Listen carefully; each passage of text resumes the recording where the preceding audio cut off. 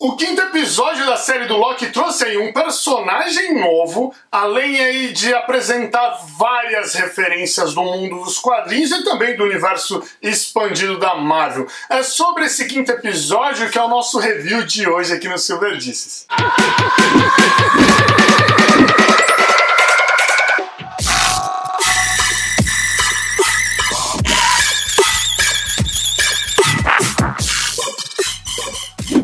Salve galera, Diego Silver para mais um Silverdices aqui para vocês. Vamos rapidinho, já corre lá na cozinha, tem água, suco, cerveja à sua disposição, pega o que você quer beber, senta aqui, bora conversar sobre a série do Loki. Lembrando que o episódio de quinta-feira é um episódio com spoilers, beleza? Então bora para essa nossa resenha sobre a série do Loki. Vamos começar esse nosso review aqui, galera, falando das variantes do Loki. Nesse momento, quando eu estou falando com você aí, quando estamos gravando esse vídeo, falando do episódio 5, existem pelo menos 15 variantes do Loki confirmadas. 15 variantes. É Loki pra caramba. Haja mentira pra esse povo contar. Porque, vamos lá, gente, ó. Tem o Loki original, tem a Sylvie, tem os 4 que apareceram no final do episódio 4 e que tem grande tempo de tela no episódio 5. O presidente Loki, aí a gente já conta 7. Além deles, nós temos aí os 8 comparsas que apareceram ali, que são, a gente pode chamar aqui de Tropa Loki, porque não tem outro nome pra chamar esses caras. Se a gente tem um Crocodile Loki, tem a Tropa Loki, a PM Loki ali, é a Rokanda Loki, sei lá, dá o nome do exército, da tropa que vocês gostam, do batalhão que vocês gostam, só dá o nome aí, colocar Loki no final, dá certo, deixa aqui nos comentários. E eu falo deles porque todos eles são variantes do Loki, inclusive quando o Loki abre a escotilha, o presidente fala, qual de nós é você? Hello. Which one of us are you? Isso acontece naquele momento e é muito interessante, porque aí nós temos ali Lokis diversos, se eu não me engano tem até um, pelo menos aparentemente pra mim, tinha uma outra Loki mulher ali, né, então, enfim, tem outros 8 personagens lutando junto do presidente naquela batalha dentro do esconderijo do Kid Rei Loki. Seguindo aqui essa nossa narrativa, eu preciso falar aqui dos destroços, que aqui a gente vai chamar de easter egg, né? Porque teve muita coisa. Esse episódio ele é muito rico visualmente falando, mas eu quero abrir essa nossa sequência de easter eggs, que ela ainda é grande. Olha que eu não coloquei todos ainda aqui, porque tem alguns que eu já tinha falado, como o Políbios, o navio que cai lá, que é de uma teoria da conspiração de um navio que foi teleportado. Tudo já tem aqui vídeo falando, que eu vou começar a jogar essas coisas nos cards no decorrer do vídeo. Então, se eu falei alguma coisa que eu falei que já saiu aqui no canal, vai pipocar um card aqui em cima para vocês assistirem. Mas enfim, eu preciso abrir essa parte falando do resgate do Mobius pegando ali a Sylvie. Isso não é bem um easter egg, mas a hora que eu vi aquilo, a primeira coisa que me veio na cabeça foi Harry Potter. Justamente ali na hora que o Rony Weasley vai resgatar o Harry, que estava preso em casa, ele vai com um carro voador, aquele carro azul. A única diferença é que o carro do Mobius não voa, porque curiosamente também era um carro azul, um carro de época, não sei dizer quais eram os modelos dos carros, mas isso me chamou muita atenção, essa coisa de ter o carro azul, essa correria, alguma coisa vindo pegar e tudo mais. Então fica aí a referência que talvez não seja uma referência direta. Mas vamos ali aos easter eggs que não se movimentaram até então nesse episódio, porque nós temos ali num determinado momento, aparece uma cabeça gigante que pode ser o capacete do Jaqueta Amarela, que é o vilão do primeiro filme do Homem-Formiga. Depois disso a gente tem ali que seriam as estátuas, né, do Tribunal Vivo, e o Tribunal Vivo ele é citado durante os treinamentos de armas do Stephen Strange, no primeiro filme do Doutor Estranho. Então nós temos aqui, talvez, além daquela fala falando do Tribunal Vivo, nós temos aqui o que pode ser a primeira aparição do Tribunal Vivo visualmente falando dentro do universo Marvel. Além dessas cabeças, nós temos ali uma estrutura que parece que tem várias asas em sentidos diferentes. Aquilo ali era um transporte aéreo da Hydra e aparece no primeiro filme do Capitão América. Nós temos a nave do Ronan, ela aparece também ali, mas ela já aparece bem inteirona, meio que ela só teve uma pane e caiu ali. E temos o que pode ser um aeroporta-aviões, eu só não sei dizer em qual dos filmes, que seria qual versão do aeroporta-aviões da SHIELD. Mas eu ouso dizer aqui que é o aeroporta-aviões do Capitão América Soldado Invernal, então pode ser que numa realidade paralela a Hydra tenha ganho ali, né, que o Soldado Invernal não tenha deixado o Capitão América rebutar os sistemas dos aeroporta-aviões, eles atirarem uns nos outros. Pode ser que aquele aeroporta-aviões seja um destroço do que foi aquela realidade. Mas esse episódio ele ainda trouxe duas referências que esquentou o coração de qualquer fã dos quadrinhos, sem sombra de dúvidas. Inclusive, em uma delas, eu fiquei pensando na reação do Érico Borgo quando ele estava assistindo aquilo, porque foi algo incrível na hora que eu assisti. Eu gritei de casa. Eu assisti esse episódio 2 vezes pela manhã antes de fazer o roteiro.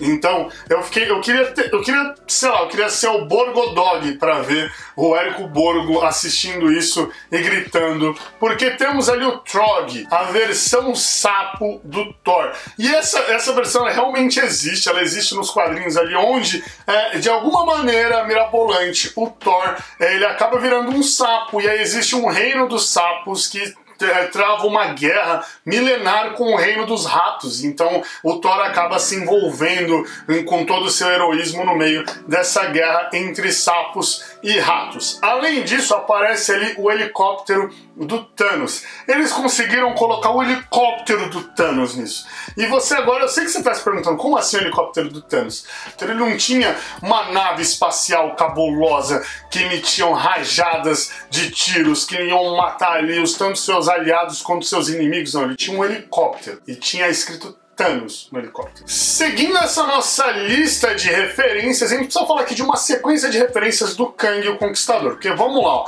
num determinado momento naqueles destroços no meio da neblina ali aparecem uma pirâmide do Egito e a Esfinge. Isso tem ligação direta ao Ramatut, que é uma versão do Kang que era um faraó do Egito, e tem um explicando aqui onde eu conto resumidamente a novela mexicana que é a vida do Kang. Beleza? Mas vamos lá. E aí, essa pirâmide, inclusive, nos quadrinhos, ela foi uma espécie de invólucro. Ela era ali o que ocultava a máquina do tempo que o Kang usava. E aí ele decide passar a usar só a máquina do tempo e deixar a pirâmide lá. Além disso, a pirâmide do Egito e a Esfinge, elas também aparecem em Crosnópolis, beleza? Então, temos aí essa referência ao Kang já. Além disso, tem aquela Torre dos Vingadores que todo mundo achava que era a Torre dos Vingadores, e aí existia aquela especulação, como eram destroços, pode ser ali a Torre dos Vingadores da Batalha de Nova York. Do lado da Torre dos Vingadores tinha lá escrito Kang, né? Q-E-N-G. Kang Industries, que é também uma outra versão do Kang, onde ele está na Terra e ele é um empresário. Inclusive, mais uma vez, nesse explicando, eu contando a história dele, eu falo por cima ali que ele tem até uma relação com o primeiro tocha humana. Essa vem a parte legal dessa história toda. Porque no primeiro filme do Homem-Aranha, o Tony Stark ele tá de mudança. E aí ele tá... basicamente a gente entende numa elipse do cinema ali que ele está se mudando para a base dos Vingadores da costa oeste ali, o que é aquela coisa lá mais céu aberto e tudo mais, longe de civilização, enfim. E alguém comprou a torre. Quem comprou a torre? O Kang. Fechando essa lista de referências ao Kang o Conquistador, a gente precisa falar do Alioth. Porque o Alioth, ele é um personagem que ele é diretamente ligado ao Kang o Conquistador. Ele é basicamente o arqui-inimigo do Kang o Conquistador, porque o tempo todo ele quer matar o Kang, porque ele simplesmente quer devorar o Kang. Porque o Kang é uma bateria viva pro Alioth consumir.